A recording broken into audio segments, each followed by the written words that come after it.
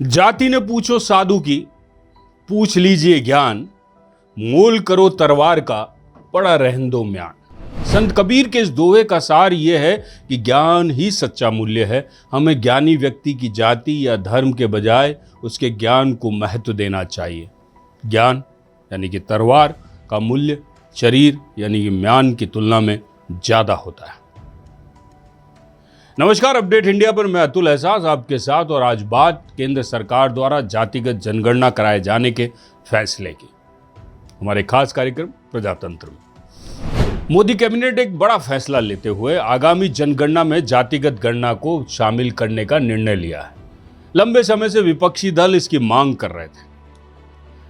केंद्रीय मंत्री अश्विनी वैष्णव ने इसकी घोषणा करते हुए कहा कि यह कदम सामाजिक और आर्थिक समानता को बढ़ावा देगा, साथ ही नीति निर्माण में पारदर्शिता सुनिश्चित करेगा। खैर, सरकार ने फैसला लिया है तो कुछ सोच समझ के लिया होगा, लेकिन इसे लेकर हमारे जहन में एक सवाल है।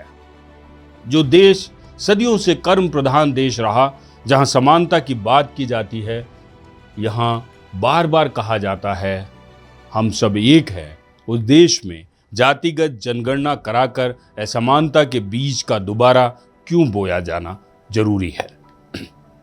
हालांकि जातिगत जनगणना का बीज काफी साल पहले ही बो दिया गया था। भारत में जातिगत जनगणना का इतिहास औपनिवेशिक काल यानी कॉलोनियल पीरियड से जुड़ा हुआ है। पहली जनगणना 1872 में हुई थी।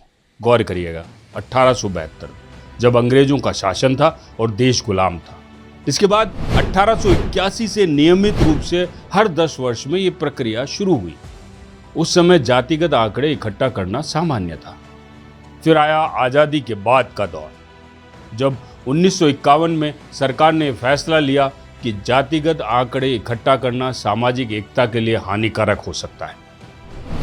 चलिए, कम से कम किसी को तो यह एहसास हुआ कि ऐसा करना देश के लिए घातक साबित हो सकता है। लेकिन इसे बंद करने की जगह निर्णय लिया गया कि केवल एससी और एसटी का ही आंकड़ा इकट्ठा किया जाएगा, और ऐसा होने लगा। सबसे पहले यह समझते हैं कि जातिगत जनगणना आखिर है क्या। दरअसल ये एक ऐसी प्रक्रिया है जिसमें देश की आजादी के बाद या देश की आजादी के बाद की जो आबादी है को उनकी जाति के आधार पर बांटा जाता है।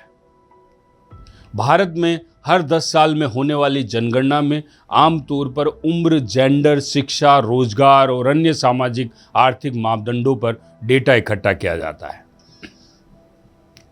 जैसा कि हमने आपको बताया कि 1951 के बाद से जातिगत आंकड़ों का इकट्ठा करना बंद कर दिया गया था, जिससे सामाजिक एकता को बढ़ावा मिले और जातिगत विभाजन को कम किया जा सके। वर्तमान में केवल अनुसूचित जाति एससी और अनुसूचित जनजाति यानी कि एसटी की जनसंख्या का आंकड़ा इकट्ठा किया जाता है, लेकिन अन्य पिछड़ा वर्ग, ओबीसी और सामान्य वर्ग की जातियों का कोई आधिकारिक आंकड़ा उपलब्ध नहीं है। अब एक सवाल यहां पे भी पैदा होता है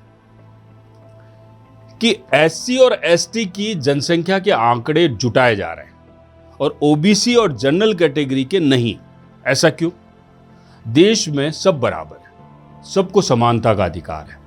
ऐसे में क्या यह निर्णय पॉलिटिकल पार्टियों ने अपने राजनीतिक फायदों के लिए तो नहीं लिए थे? सोचिए, जब एससी और एसटी की पॉपुलेशन का डेटा लिया जा रहा है तो क्या ओबीसी, जनरल कैटेगरी के लोग ये नहीं सोचेंगे कि ये भेदभाव क्यों है?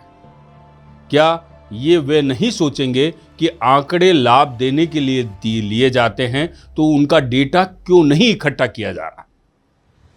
क्या उन्हें लाभ नहीं मिलना चाहिए? आखिर वे भी तो देश के नागरिक हैं। बिल्कुल, ये सवाल उनके मन में जरूर कौंधता होगा, और वही वजह है कि जातिगत जनगणना लिए जाने के फैसले को लेकर आज हम ये बिंदु देश की जनता और सरकार दोनों के सामने रख रहे हैं। हमें तो यही समझ आता है कि समानता के अधिकार के तहत कानून के सामने सभी नागरिक समान हैं। हम भारतीय संविधान की बात कर लेते हैं। भारतीय संविधान के अनुच्छेद 14 से 18 तक समानता का अधिकार यानी राइट टू इक्वलिटी प्रदान करते हैं। अनुच्छेद 14 में कानून के समक्ष समानता, अनुच्छेद 15 में धर्म, मूल, वंश, जाति, लिंग या जन्म स्थान के आधार पर भेदभाव का निषेध। अनुच्छेद 16 में सार्वजनिक रोजगार के मामलों में अवसर की समानता। अनुच्छेद 17 में छुआछूत का उन्मूलन, उसकी समाप्ति की समानता। अनुच्छेद 18 में उपाधियों का अंत। कहा जा रहा है कि मोदी कैबिनेट का यह फैसला 2025 में होने वाली जनगणना में सभी जातियों के आंकड़े जुटाने की दिशा में एक बड़ा बदलाव है। यह फैसला सामाजिक आर्थिक नीतियों को और प्रभावी बनाने के लिए लिया गया है, विशेष रूप से उन समुदाय के लिए जो कि इससे वंचित रहे। चलिए एक बार ये मान भी लेते हैं कि सरकार ने यह फैसला इन सब कारणों की वजह से लिया है। लेकिन साहब, इस साल भारत अपनी आजादी का 78वां स्वतंत्रता दिवस मना रहा है। वहीं आज भी कई समुदाय ऐसे हैं जो सामाजिक आर्थिक नीतियों से वंचित हैं। अगर ऐसा है तो देश की जनता क्या सरकार से, राजनीतिक दलों से यह पूछने का अधिकार नहीं रखती कि आखिर ऐसी स्थितियों के लिए जिम्मेदार कौन है? इधर पहलगाम में हुए आतंकी हमले के बाद सरकार पर यह दबाव बढ़ता ही जा रहा था कि हमले के दोषियों को कड़ा जवाब दिया जाए। मोदी सरकार ने कुछ कड़े फैसले के लिए, लेकिन देश की जनता इससे भी बड़े और कठोर जवाब की अपेक्षा कर रही थी। हम जानते हैं कि कठोर फैसले लेने में समय लगता है, लेकिन इस बार जनता के सब्र का बांध टूट चुका है। सरकार पर, सेना पर, हमारे जवानों पर, गृह मंत्री, रक्षा मंत्री, सभी पर एक तरह से दबाव का भाव दिखने लगा है। ऐसे में सरकार को लगा कि कुछ भी हो, जनता का ध्यान डाइवर्ट किया जाना जरूरी है। शायद इसी को ध्यान में रखते हुए सरकार ने जातिगत जनगणना का फैसला लेकर कुछ हद तक माइंड डाइवर्ट करने की कोशिश की है।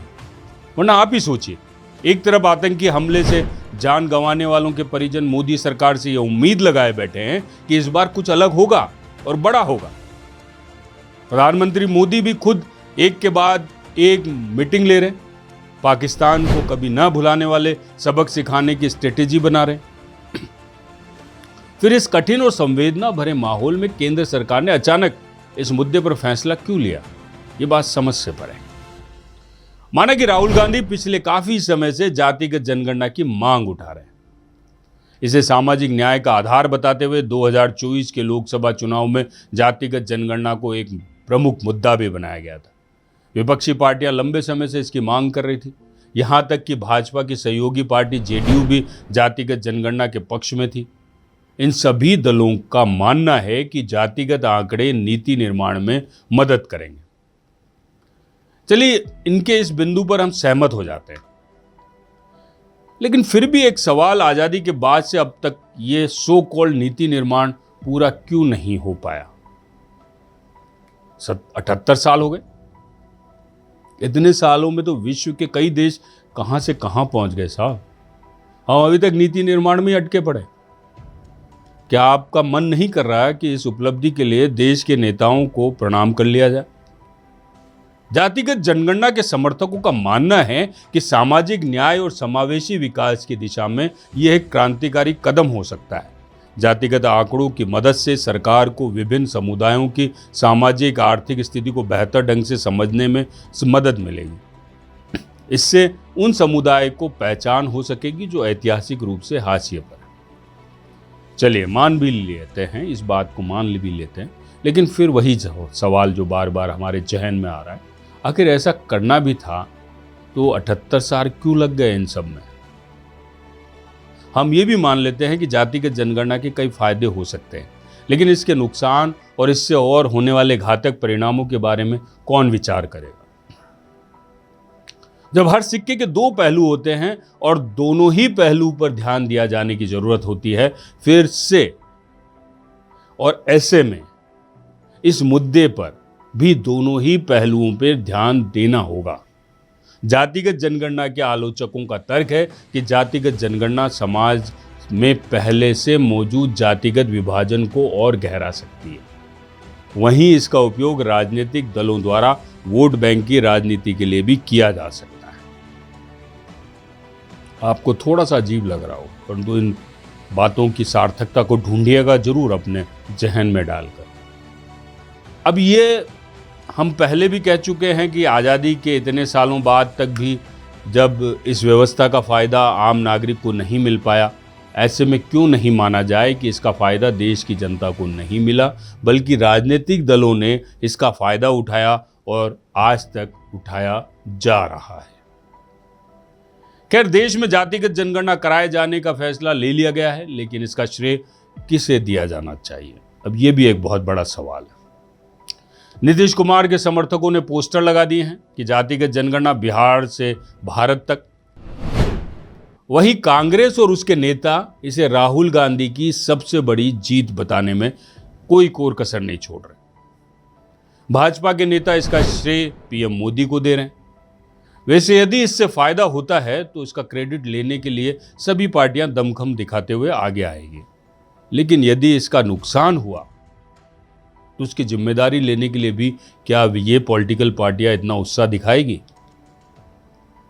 देश में अंग्रेजों के जमाने के कानून बदले जा चुके हैं। नए कानून इंडिया नहीं, भारत के अनुसार बनाए गए। इंडियन पेनल कोड का नाम भी बदलकर भारतीय न्याय संहिता किया जा चुका है।